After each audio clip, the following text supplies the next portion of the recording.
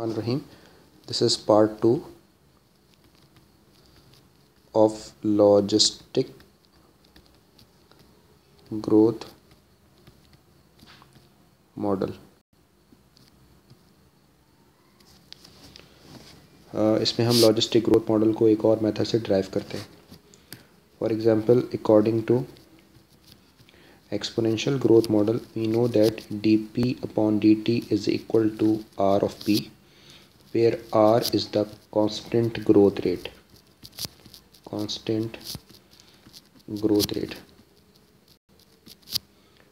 और जबकि हम जानते हैं कि लॉजिस्टिक ग्रोथ मॉडल के अंदर ग्रोथ रेट कभी भी कांस्टेंट नहीं होता, बल्कि with in close container very करता है.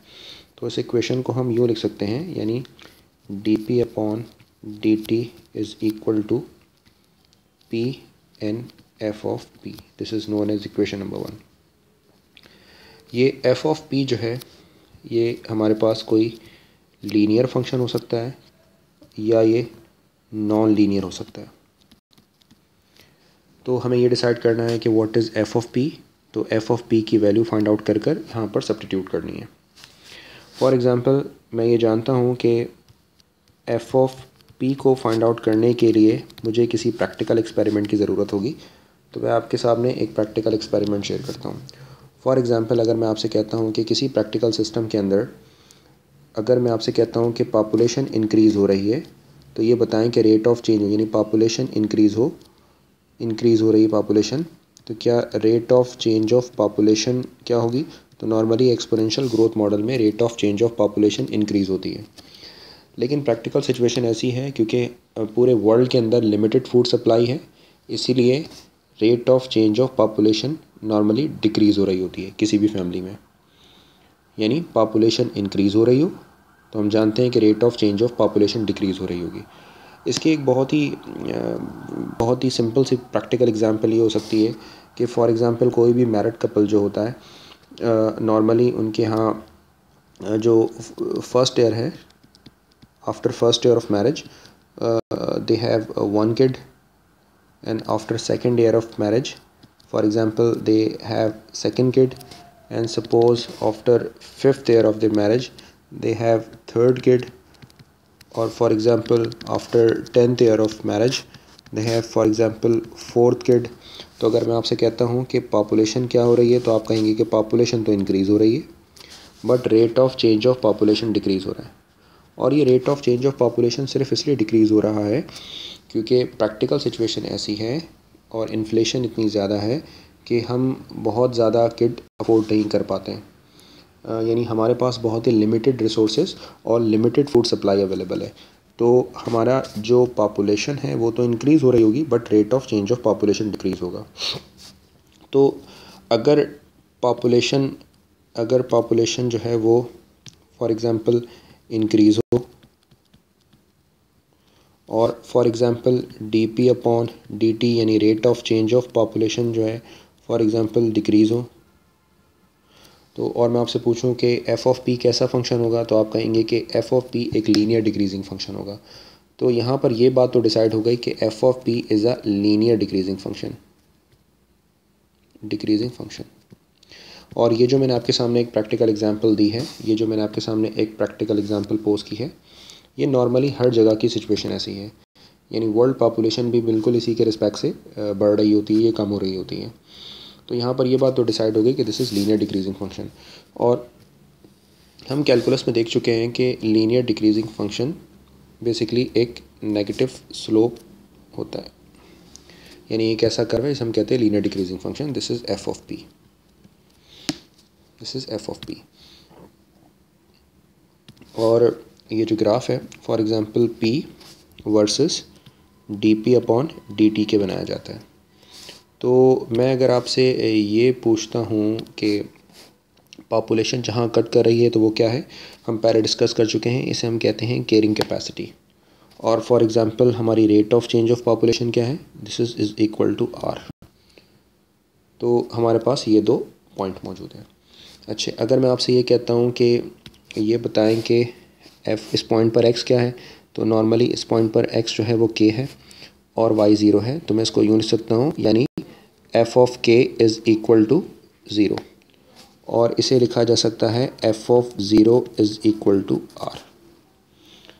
तो यहाँ पर यह बात डिसाइड हो गई कि ये एफ ऑफ पी जो है वो एक लीनियर डिक्रीजिंग फंक्शन है, और लीनियर डिक्रीजिंग फंक्शन का मतलब है कि इसका एक नेगेटिव स्लोप है, और हम इसको इस तरह लिख सकते हैं कि जहाँ पर पॉपुलेशन कट कर रही है वो हमारी कैरिंग कैपेसिटी हो जाएगी, और जहाँ पर rate of change of population है जिसको हमने आर से रिप्रेजेंट किया था तो हम इसको आर से रिप्रेजेंट कर सकते हैं।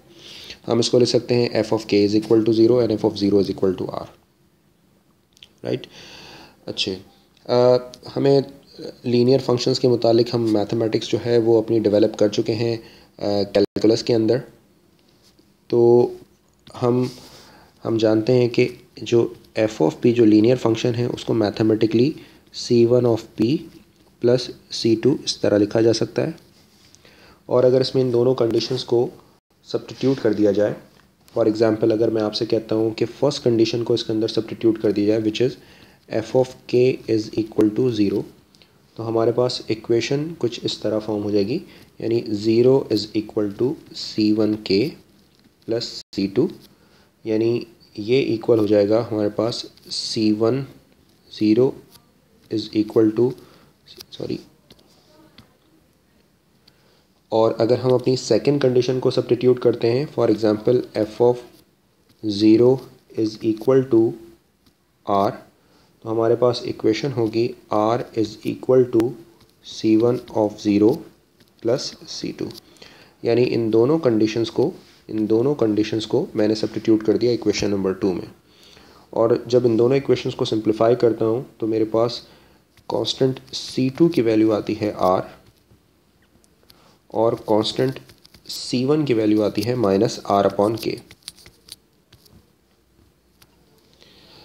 अगर इन दोनों कांस्टेंट को सब्स्टिट्यूट कर दिया जाए इक्वेशन नंबर 2 में, तो हमारा फंक्शन यानी एफ ऑफ पी इक्वल आता है माइनस r अपॉन के ऑफ p प्लस r, और थोड़ा सा इसको सिंप्लीफाई कर लें तो आप इसको इस तरह भी लिख सकते हैं r of p is equals to r minus r p of k, और इसको सब्स्टिट्यूट कर दें इक्वेशन नंबर 1 में। वो इक्वेशन जो हमने पहले बनाई थी उसको हम थोड़ा देख लेते हैं। ये है हमारे पास वो equation, this is equation number 1।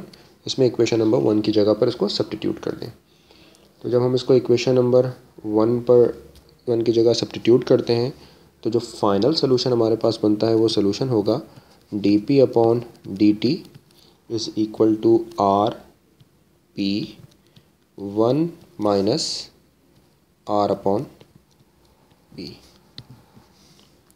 और अगर इसी फॉर्म को मैं n की फॉर्म में लिखना चाहूँ तो मैं इसको D N by D T is equal to R N 1 minus R upon N भी लिख सकता हूँ।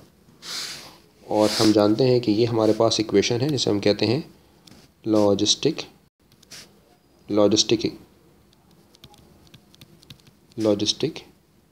इक्वेशन। तो ये इक्वेशन हमारे पास कहलाती है लॉजिस्टिक इक्वेशन। थोड़ा सा इसी सिस्टम को फिर से हम रिकॉल कर लेते हैं।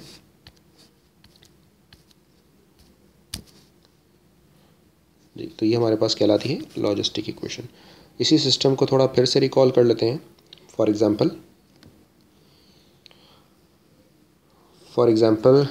D P by D T is equal to R N, इसे हम कहते हैं एक्सपोनेंशियल ग्रोथ मॉडल। इस एक्सपोनेंशियल ग्रोथ मॉडल में आर कांस्टेंट ग्रोथ रेट के लिए, जबकि हम जानते हैं कि लॉजिस्टिक ग्रोथ मॉडल के अंदर ग्रोथ रेट कांस्टेंट नहीं होता। तो ग्रोथ रेट चूँकि वेरिएबल है तो वेरिएबल ग्रोथ रेट को हम एफ ऑफ पी से रिप्रेजेंट करते हैं। ये एफ ऑफ पी का फंक्शन ये लीनियर फंक्शन है या नॉन लीनियर फंक्शन है, इसका फैसला एक प्रैक्टिकल करता है। फॉर एग्जांपल मैं ये कहता हूँ कि फर्स्ट ईयर एक किड है, सेकंड ईयर सेकंड किड है, फिफ्थ ईयर थर्ड किड है और 10th ईयर में फोर्थ किड है, और मैं अगर आपसे ये पूछता हूँ कि बताएं कि पॉपुलेशन n और rate of change of population यानी d N by D t में क्या वेरिएशन है, तो हम ये ऑब्जर्व करते हैं कि प्रैक्टिकल सिचुएशन कुछ ऐसी है कि पॉपुलेशन तो इंक्रीज़ हो रही है जबकि rate of change of population decrease हो रहा है। तो अगर मैं आपसे कहता हूँ कि एफ ऑफ पी कैसा फंक्शन है, तो यहाँ पर यह बात डिसाइड हो जाती है कि एफ ऑफ पी एक लीनियर डिक्रीजिंग फंक्शन है। अब अगर ये लीनियर डिक्रीजिंग फंक्शन है तो इसका एक नेगेटिव स्लोप होगा, दिस इज़ नेगेटिव स्लोप, एक नेगेटिव स्लोप होगा हमारे पास, और population versus D P by D T. ये पॉपुलेशन है, तो जो जहाँ पर ये कर्व पॉपुलेशन को कट कर रहा है ये इसकी कैरिंग कैपेसिटी होगी, और जहाँ पर ये वाई एक्सिस को कट कर रहा है ये इसका रेट बन जाएगा जिसे हम कहते हैं ग्रोथ रेट। इस पॉइंट पर के एक्स जो है वो के इक्वल है, वाई ज़ीरो के इक्वल है। इसको फंक्शन की फॉर्म में F of K is equal to zero, और इसको फंक्शन की फॉर्म में F of zero is equal to R हम लिख सकते हैं। हम जानते हैं कि जो डिक्रीजिंग जो लीनियर फंक्शन है उस लीनियर फंक्शन को F of P C1P plus C2 लिखा जा सकता है। इन दोनों कंडीशंस को सब्स्टिट्यूट कर दें, यहाँ से C1 और C2 की वैल्यू फाइंड आउट कर लें और उसको वापस फंक्शन के अंदर सब्स्टिट्यूट कर दें, और फिर उसके बाद जो है आप उसको वापस इक्वेशन नंबर 1 पे सब्स्टिट्यूट कर दें।